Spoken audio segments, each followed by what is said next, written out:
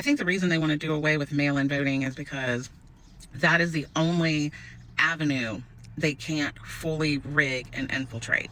Systems, tech, shit run by satellite, shit that's got to be emailed, shit that's got to be tallied electronically, that's easy for tech giants.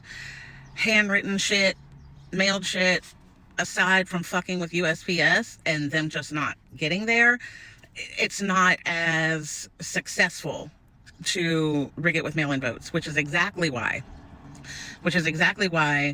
Pratt was ahead until all of the mail-in ballots came in, because those are the ones that couldn't be falsified or fucked with whatever technology that they're using that has already been outed that they're using. So with that said, that's why I think that California is safe, is because they have the system that they have, because they take the time to count their votes, and because they have such a high number of mail-in voters.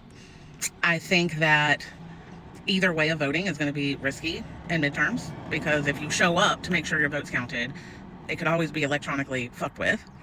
Not saying it's going to be in every single city, every single county, but we know how they work. We saw it in 2024. And I think that what shifted in 2020 was COVID and mail-in ballots, which tells me they probably stole it in 2016 too. But, I'm sitting here in the car waiting on Mom's physical therapy, chilling. And I see them like losing their shit over the fucking California election. And I was like, this is probably the states that have the slower process and are more accurate are the harder ones to taint. We're going to fight for our motherfucking lives in midterms. I can tell you that. We're going to fight for our motherfucking lives. But we know if it's red across the board, exactly what happened. And I think that might cause the revolt in the visions and in the cards. Again, don't know how all that shit plays out. Just know that it's supposed to happen after the removal. After the second awakening where they realize, oh shit, the whole fucking system gotta go. But anyway, reiterating that now. So many people have canceled their memberships, and I am so thankful that almost 4,800 of you are here. And I try to keep as much free content on Patreon as I can. I really do. And I have taken pride in not changing any of my prices, even as things have become more expensive. Take, for example, my tarot readings.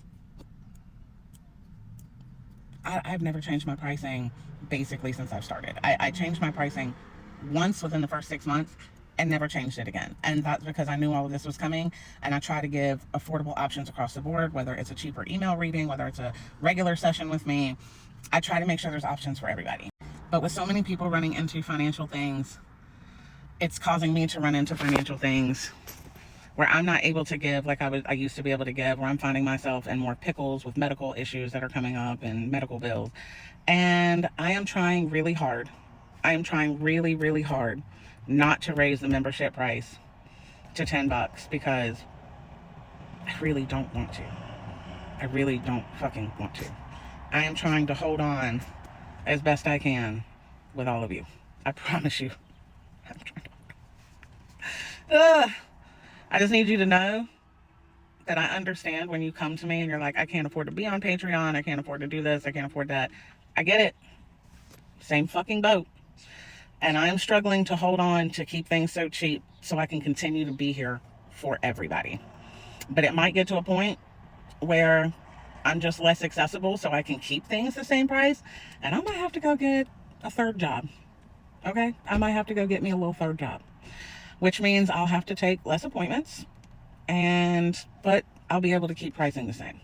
I just want to tell you guys this because I want you to know you're not the only ones struggling with tough decisions. You're not the only ones trying to keep things afloat. You're not the only ones out here trying to survive the huckle-fuckle mess that this regime has created, that we're surviving through this collective, through our awakenings. And as we make it through the rest of the year, I'm going to try my fucking damnedest to continue to stay as affordable as I can for you guys, even if I have to make some sacrifices on my end. But I just wanted to let you know what I go back and forth with in my head, what I'm trying to keep together, and what I'm trying to push forward and do. I love being accessible to all of you and being able to answer all of you when you write me, when you inbox me. I love that I've built this tribe, but sometimes even the chief of the tribe finds herself in her own pickles. If anything, this should make you feel less alone. That even successful people out here are struggling just the same. Let's continue to support each other. Let's continue to be beacons of light. And let's continue to give more positivity in a world of darkness that's trying to dim it as much as possible. I love you all.